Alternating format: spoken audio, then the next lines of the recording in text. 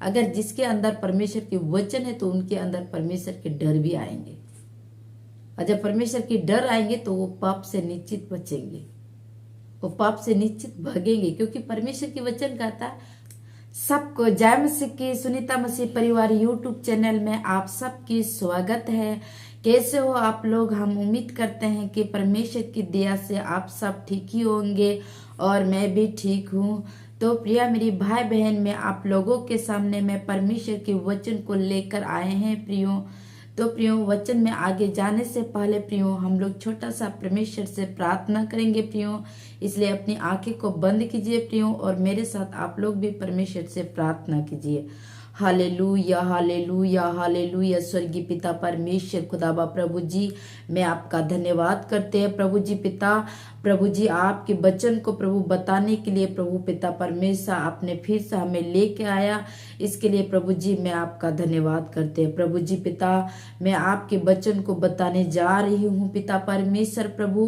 पिता परमेश्वर प्रभु, आपकी आत्मा मुझ पर आने पाए प्रभु, बोलने वाला मैं ना होने पाए प्रभु, पर मेरे मुंह के द्वारा, मेरी जुबान के द्वारा बोलने वाला आपकी आत्मा होने पाए। और पिता परमेश्वर, जो वचन आपने हमें दी है प्रभु, इस वचन को इस भाई बहन के बीच में प्रभु मैं बताने जा रही हूँ प्रभु जी पिता। प्रभु जी, इन वचन को मस्सा कर प्रभु जी पिता, ताकि पिता परमेश्वर इस वचन को सुनने वाला हर एक भाई बहन के जीवन में प्रभु ये वचन 100 गुना फल लेके आने पाए प्रभु, और इन वचन के द्वारा इन्हें आशीष दे। पिता परमेश्वर मदद कर, सहायता कर प्रभु जी। मैं धन्यवाद करता हूँ हमारी प्रार्थना सुनने के लिए। छोटा सा प्रार्थना आपके प्रिय पुत्र प्रभु यीशु के नाम से मैं आपको मांगती हूँ, आमेन। Hallelujah hallelujah. तो प्रिया मेरी भाई बहन, मेरे साथ वचन को निकालिए प्रियो। नीति वचन 7 अध्याय 1 आयत से लेकर 5 आयत। इन आयत के द्वारा हम लोग बात करेंगे कि इन वचन के द्वारा परमेश्वर हम लोगों को क्या सिखाना चाहता है। तो चलिए प्रियो, आप लोग भी मेरे साथ परमेश्वर के वचन को निकालिए प्रियो।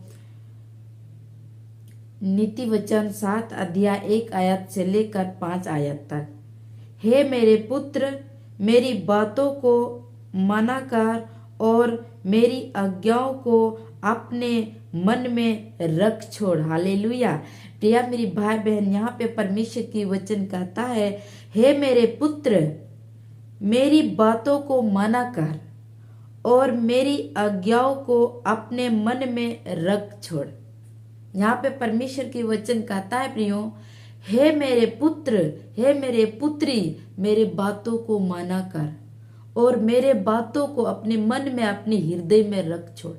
यहाँ पे परमेश्वर कहता है, हे मेरी बेटी, हे मेरा बेटा, मेरी बातों को माना कर, मेरी आज्ञाओं को माना कर, मेरी बातों को अपने हृदय में रख छोड़, अपने हृदय में लिख ले। मेरी बातों को कभी नहीं भूलना, मेरी बातों को माना कर। यहाँ पे परमेश्वर के वचन कहता है। और अगला वचन कहता है प्रियो, मेरी आज्ञाओं को मान, इससे तू जीवित रहेगा, और मेरी शिक्षा को अपनी आंख की पुतली जान। प्रिया मेरी भाई बहन, यहाँ पे परमेश्वर के वचन कहता है, मेरी आज्ञाओं को मान, इससे तू जीवित रहेगा। मतलब परमेश्वर की वचन कहता है कि मेरी आज्ञाओं को मान, मेरी बातों को मान, इसे तू जीवित रहेगा। क्योंकि प्रियो, हम नया नियम में जब हम देखते हैं प्रियो, एक जगह में जब यीशु मसीह 40 दिन के उपवास में था प्रियो, तो वहां पे यीशु को बड़ी जोर से भूख लगा। तो वहां पे शैतान यीशु के पास आया और शैतान ने यीशु से कहा, इस पत्थर से कह दो कि ये पत्थर रोटी बन जाए, इसे तू खाओ और पेट भर जाएगा, भूख मिट जाएगा। लेकिन यीशु ने शैतान को क्या जवाब दिया? यीशु ने शैतान को यही जवाब दिया, हे शैतान, मनुष्य केवल रोटी से जीवित नहीं रहता है, परंतु परमेश्वर के मुंह से निकला हुआ हर एक शब्द के द्वारा, हर एक वचन के द्वारा जीवित रहता है। इसलिए प्रियो, यहाँ पे परमेश्वर के वचन कहता है, मेरी आज्ञाओं को मान, इससे तू जीवित रहेगा। मतलब हम परमेश्वर की बातों को मानेंगे, परमेश्वर की आज्ञा को मानेंगे, तभी हम जीवित रहेंगे। केवल हम खाना खाने से या पानी पीने से या रोटी खाने से हम जीवित नहीं रहेंगे, पर हम परमेश्वर के मुंह से निकला हुआ एक एक शब्द के द्वारा, एक एक परमेश्वर के मुंह से निकला हुआ एक एक वचन के द्वारा हम जीवित रहेंगे। और हम जीवित रहते हैं। केवल खाना और पीने से हम लोग जीवित नहीं रहते हैं, पर परमेश्वर के मुंह से निकला हुआ बातों के द्वारा, परमेश्वर के मुंह से निकला हुआ वचन के द्वारा हम जीवित रहते हैं। और अगला वचन कहता है, और मेरी शिक्षा को अपनी आंख की पुतली जान, मेरी बातों को अपनी आंख की पुतली जान। यहाँ पे बहुत खास बात परमेश्वर कह रहा है कि मेरी बातों को अपनी आंख की पुतली जान। और अगला वचन कहता है प्रियो, उनको अपनी उंगली में बांध। मतलब परमेश्वर की वचन कहता है कि मेरी वचन को अपनी उंगली में बांध, अपनी उंगली में बांध और अपने हृदय की पट्टियों पर लिख ले। यहाँ पे परमेश्वर के वचन कहता है, मेरी बातों को, मेरी वचन को, मेरी आज्ञाओं को अपनी उंगली में बांध और अपने हृदय की पट्टी में लिख लो। मतलब कोई भी चीज अगर हम लिखते हैं ना, मतलब कॉपी पर या कोई भी चीज में, किसी भी चीज में अगर हम लिखते हैं तो मिटता नहीं है। तो परमेश्वर जहाँ बोल रहा है अपने हृदय में लिखो, कॉपी किताब में नहीं, पर अपने हृदय में लिखो। यहाँ पे परमेश्वर की वचन कहता है, मेरी बातों को अपनी उंगली में बांध और मेरी बातों को अपने हृदय में लिखो। और अगला वचन कहता है प्रियो, बुद्धि से कहा तू मेरी बहन है और समझ को अपनी साथी बना। यहाँ पे बहुत खास बात बोल रहा है प्रियो, बुद्धि से कह तू मेरी बहन है और समझ को अपनी साथी बना। परमेश्वर कह रहा है, बुद्धि से कह कि तू मेरी बहन है और समझ को अपनी साथी बना, दोस्त बना। परमेश्वर के वचन को, परमेश्वर की बातों को, परमेश्वर की आज्ञा को, परमेश्वर की जो सिखाई हुई बातों को साथी बना, दोस्त बना। वही हमारी सच्चा दोस्त है, वही हमारी सच्चा साथी है। मतलब जब एक दोस्त होता है ना, अगर एक इंसान की एक दोस्त तो जरूर होता होगा। जब एक इंसान या दो इंसान है, इन दोनों, तो इन दोनों दोस्ती है।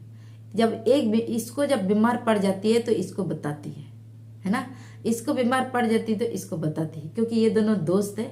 इसलिए इन दोनों आपस में क्या करते हैं, बातों को शेयर करते हैं। लेकिन यहाँ पे परमेश्वर की वचन कहता है कि बुद्धि को ही अपनी बहन बना और बुद्धि समझ को ही अपने दोस्त बना। मतलब अगर आपके जीवन में जो कुछ भी है, जिस तरह अपनी दोस्त, संसारिक दोस्त के सामने अपनी बातों को शेयर करते हैं, वैसे ही परमेश्वर के पास अपनी बातों को शेयर कर, परमेश्वर से आप दोस्ती बनाओ। ऐसी दोस्ती बना कि दुख में, तकलीफ में, मुसीबत में, अच्छा में, बुरा में, भला में, कोई सो भी हाल में, कैसे भी परिस्थिति में रहे, परमेश्वर से अपनी समस्या को बताएं। खुशी में परमेश्वर के धन्यवाद करें, दुख में परमेश्वर को अपनी बातों को बताएं, अपने मन की बात परमेश्वर को बताएं। ऐसे परमेश्वर कह रहा है कि परमेश्वर कह रहा है, ऐसा साथी बना, ऐसा साथी परमेश्वर के वचन से, परमेश्वर से ऐसा साथी बना।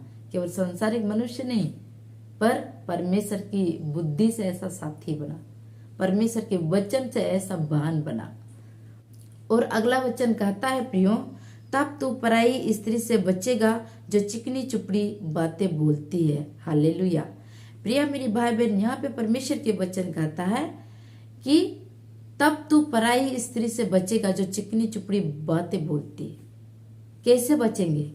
जब परमेश्वर की बुद्धि को बहन बना लेंगे, जब परमेश्वर की समझ को हम दोस्त बना लेंगे, तभी हम पाप से बच सकेंगे। परमेश्वर की वचन को अगर बहन बनाएंगे, परमेश्वर की आज्ञा को हम साथी बनाएंगे, तभी हम पाप से बच सकते हैं, ना तो हम नहीं बच सकते हैं। अगर हम परमेश्वर के वचन को साथी नहीं बनाएंगे, परमेश्वर के वचन को बहन नहीं बनाएंगे, तो हम पाप से हम कभी बच नहीं सकते हैं। कभी भी हम लोगों के जीवन से पाप हो जाएगा, बोलने के द्वारा, देखने के द्वारा, सुनने के द्वारा, हमारी चाल चलन के द्वारा, क्योंकि हमारे अंदर में परमेश्वर के वचन नहीं है, परमेश्वर के डर नहीं है।